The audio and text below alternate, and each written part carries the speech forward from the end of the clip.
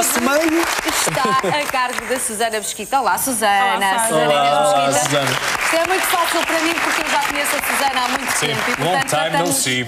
Long time ago. Tratamos mesmo por tu. É mesmo. Mas há que apresentar-te devidamente, fisioterapeuta, e, portanto, hoje com um tema que te é muito familiar, porque já o tratas há muitos anos, que é a incontinência urinária. Exatamente, não é? exatamente. Particularmente nas mulheres. Sim, eu estou especializada em mulheres, embora Sim. também tratemos na clínica senhores que depois de cirurgias à próstata têm o mesmo problema, que é muito complicado, mas também tem solução e trabalha-se bem. Até porque acho engraçado que as pessoas, eu começo a falar sobre incontinência e perguntam, mas isso não é para mim, dizem os homens, eu não tenho períneo. Tens, tem! E depois acabamos por entrar numa conversa engraçada. Mas realmente, pronto, é um assunto que convém sempre falar um bocadinho, porque, mais uma vez, fala-se na surdina, não é? É muito tabu ainda. Patologia silenciosa, não é? Ninguém fala, ninguém tem, mas depois quando alguém se trata, mas eu também tenho, onde é que vais, onde é que foste? Realmente é muito complicado porque, sobretudo, as senhoras têm a facilidade de usar o pensinho diário para mascarar. Então, enquanto a patologia vai sendo escondida, resolvendo assim. Podemos falar de dois tipos de incontinência urinária? Exatamente. Há dois grandes tipos de incontinência. Temos a incontinência de urgência e a incontinência de esforço. A incontinência de esforço é aquela que é mais falada, mais comum, em que a pessoa espirra, tosse, perde uma gotinha, depois perde duas, depois perde um pouquinho mais. Ou quando ri muito. Ou quando ri muito, sim. Depois aí há aqui uma pequena variante que é o que é o esforço. As pessoas dizem, mas eu não faço esforço, eu não pego em pesos. Não pego em peso, mas eu espirro. Mas eu tuço, mas eu pego no meu neto, não é? Isso é um esforço. E para pessoas mais velhas, muitas vezes, até o facto de andar acaba por ser um esforço. Claro. Portanto, as pessoas, há que controlar um bocadinho, compreender que o esforço é relativo, mas que... Sabes o que é que eu proponho? Que vejamos as imagens, até para perceber a anatomia, neste caso, feminina. Ora bem, vamos aqui arranjar espaço. Meus amigos, chega-se um bocadinho para a vossa esquerda, se fazem favor. Por favor, aqui, Susana. Que é mais fácil. O que eu acho interessante explicar é o seguinte: quando há um aumento de pressão sobre a bexiga, pode haver perdas se não houver força suficiente nem a nível dos esfíncteres como a nível do pavimento pélvico para suportar a pressão que aumenta dentro da bexiga. Portanto, isto sucede naturalmente quando a mulher está grávida. Tem mais também, peso, porque já tem automaticamente peso sobre a bexiga. Portanto, um espirro já é o peso do bebê sobre a bexiga mais o aumento da pressão abdominal do espirro ou da tosse ou de segurar um peso ou qualquer coisa. Isto acaba por ser uma situação dita normal numa grávida, precisamente porque eu já tenho o bebê a pressionar aquele peso adicional, a bexiga. Na altura da menopausa há um enfraquecimento geral do organismo, e entre outras coisas, obviamente, mas que leva também a um enfraquecimento desta musculatura, e se calhar eu pedia para passarmos para a imagem seguinte. É o que vamos fazer. A musculatura perineal enfraquece também. Como vocês podem ver, acaba por ser pronto, no fundo, um apoio de toda esta zona. Nós temos a bexiga que está com a urina lá dentro e aqui o pavimento pélvico, que é o fundo do nosso organismo, que ajuda a suportar a pressão dentro da bexiga. Com a menopausa, esta pressão, esta força diminui e, portanto, o músculo deixa de ter capacidade. E como qualquer músculo que não é trabalhado... Claro. Exatamente. E aí entramos no tratamento e na prevenção, que foi aquilo que também me pediram para falar hoje. Sim. Para prevenir a incontinência de esforço, o importante é mesmo fazer exercício. Como nós fazemos exercício, vamos ao ginásio para fortalecer o braço ou para fortalecer as pernas, temos que fazer também exercícios. É que os músculos, por princípio, são preguiçosos, não são ativados, não é? São preguiçosos e não é só, Jorge. O ser humano não foi feito para estar em pé. Pois. Foi feito para estar em quatro. Quando nós nos tornamos eretos, o pavimento pélvico, que não era suposto estar contra a gravidade, é suposto estar nesta posição, de repente suporta todo o peso do organismo e a pressão e a gravidade. Portanto, há um excesso de uso e, portanto, algum desgaste. Como a população também aumentou de peso, logo... Isso também ajuda. O aumento de peso ajuda muito às incontinências. Se a pessoa tiver cuidado de não aumentar de peso, é uma boa ajuda. Bom, se trata do músculo, como é que vamos fazer? Ginástica é essa tão própria. Eu não estou a ver nenhuma máquina no ginásio que sirva para desenvolver... Procurei e ainda não encontrei. Não. No ginásio específico, em clínicas especializadas, sim. Se calhar há, não é? Exatamente, há, porque pronto, o tratamento em clínica passa um bocadinho por aí. Portanto, eu costumo dizer que as pessoas devem aprender a contrair o pavimento pélvico, uma maneira muito simples, contraindo o músculo, no caso das senhoras da vagina, no caso dos senhores na parte anal, apertar, segurar um pouquinho, e relaxar. Esse músculo é o músculo de pavimento pélvico. Claro que há pessoas que não chegam só a fazer o exercício, então tem que se fazer uma eletroestimulação, como também no ginásio às vezes temos que fazer, trabalhar o músculo para ele ser fortalecido e poder fazer a sua função. Nesse sentido, pronto, na clínica fazemos, e eu trouxe até uma imagem em que pedíamos para toda a gente tentar fazer o exercício, pedi a todos que estão aqui, à Sónia e ao Jorge também. E podem fazê-lo sentados? Sim, qualquer posição. Aliás, nós vamos fazer em pé, eles vão fazer sentados, então eu pedia para toda a gente apertar, já mostramos a imagem. Vamos toda a gente apertar pavimento pélvico, contrair, aguentar uns segundinhos, relaxar e vamos novamente apertar, aguentar um bocadinho e relaxar. Se tivesse, eu peço para mostrar a seguinte. E depois a outra a seguir, por favor. Não é esta? Pronto. Aqui seria uma representação do que estivemos a fazer. Se estivessem ligados ao aparelho, teríamos tido uma onda de contração, a primeira, depois relaxávamos um bocadinho, teríamos a segunda. Se eu pedisse para fazer outro tipo de contração, que é uma contração que é muito usada quando se espirra ou quando se tosse, em que eu vou pedir a toda a gente novamente apertar, relaxar, apertar, relaxar, apertar, relaxar, mais 2 vezes, relaxar e mais uma. E agora vamos mostrar, se estivéssemos ligados ao aparelho, apareceria qualquer coisa deste género. Portanto, são tipos de contrações diferentes para trabalhar tipos de fibras musculares diferentes para funções diferentes. A outra imagem que eu saltei dizia-me, era para falar um bocadinho da incontinência de urgência, em que é um bocadinho diferente, em que é o seguinte, esta incontinência de urgência normalmente é provocada pelos maus hábitos. As pessoas que ficam muito tempo sem ir à casa de banho, ignoram a informação da bexiga ao cérebro de que precisa de ser esvaziada, pessoas que interrompem a micção, e esta imagem mostra-me precisamente isso. Um dos grandes riscos de interromper a micção, de interromper o fazer xixi, é que a bexiga está a contrair para esvaziar, ao interrompermos em baixo, pode haver a subida da urina para os rins, refluxo, podendo levar a uma infecção renal que é complicadíssima e não é nada agradável. Isto fizemos muitas vezes ou basta uma vez? Basta uma vez com o bichinho errado na bexiga.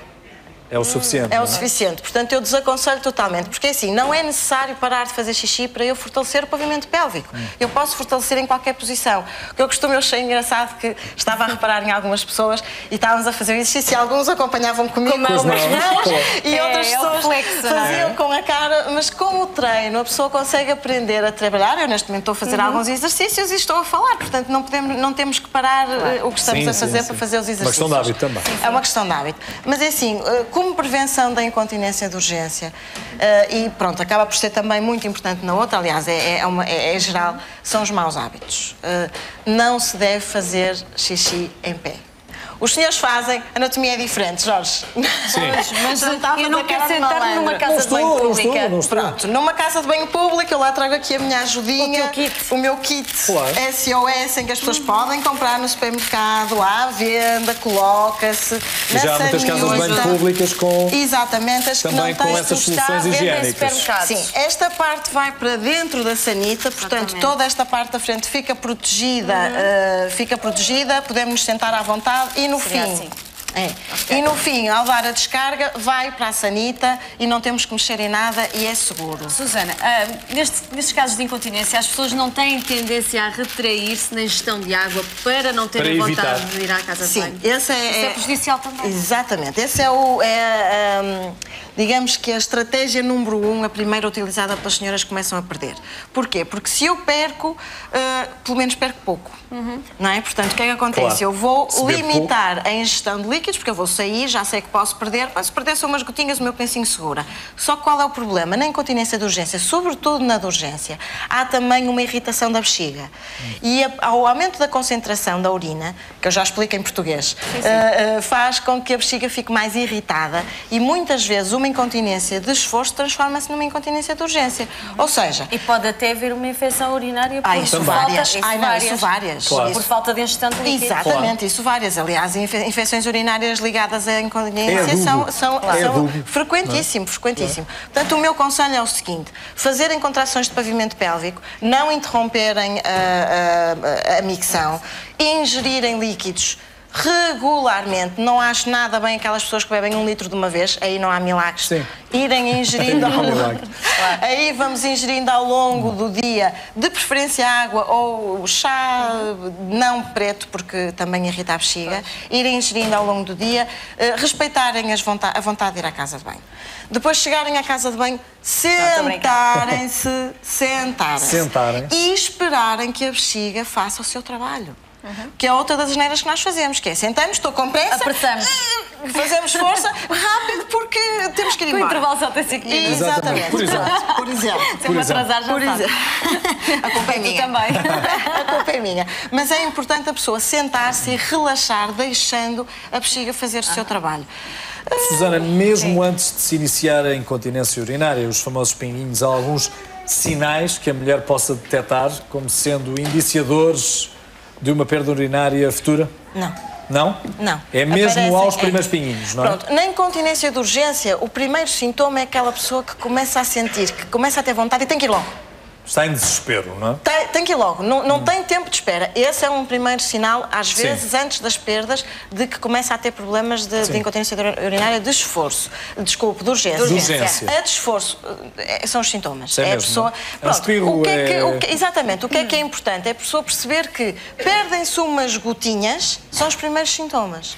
Se a pessoa não fizer nada, e é muito simples de trabalhar, repare, este trabalho é muito simples de fazer, os resultados são muito bons, o trabalho em clínica é ensinar para a pessoa depois fazer em casa.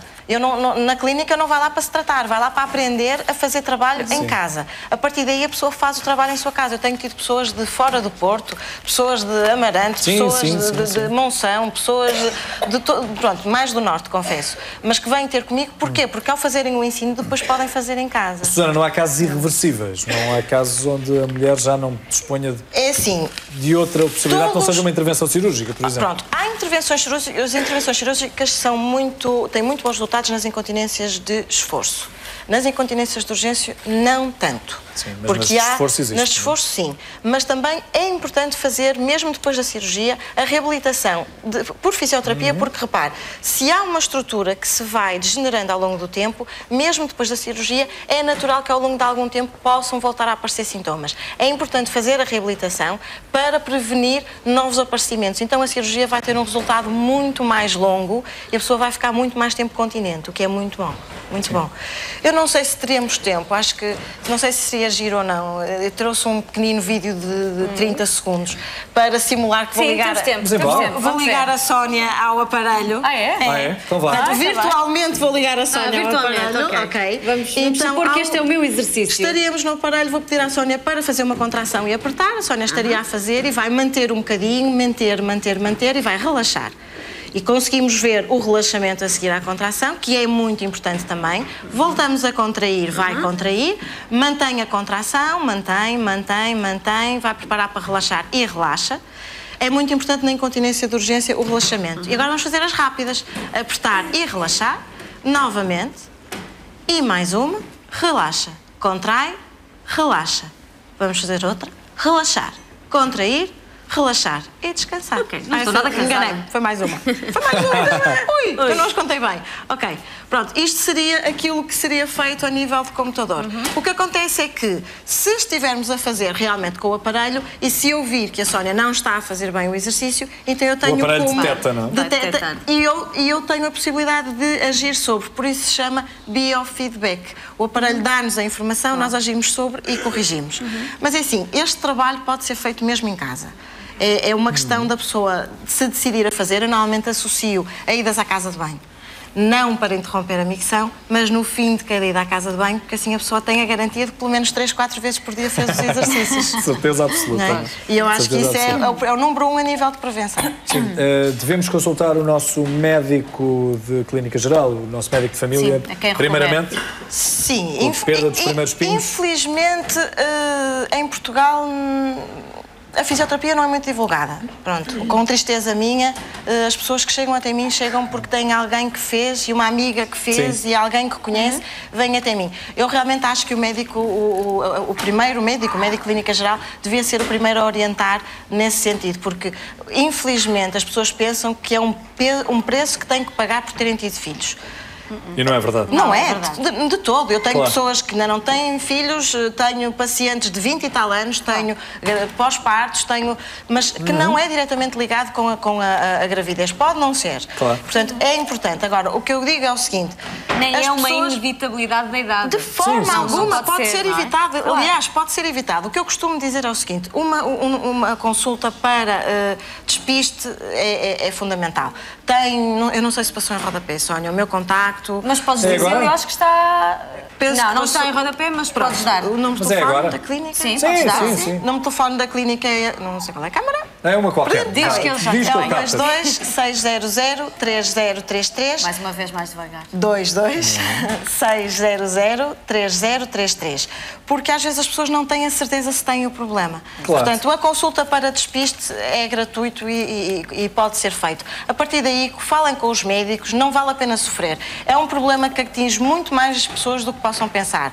E a pessoa estando aí do outro lado da televisão a sofrer do mesmo problema não vale a pena, pode ter solução. Eu estar sozinho e estar a responder, depois tenho. Ganhe coragem. Nada, tem solução. Prazer. Muito obrigado. Susana. Um aplauso para a Susana. Grande beijinho. Susana Mesquita.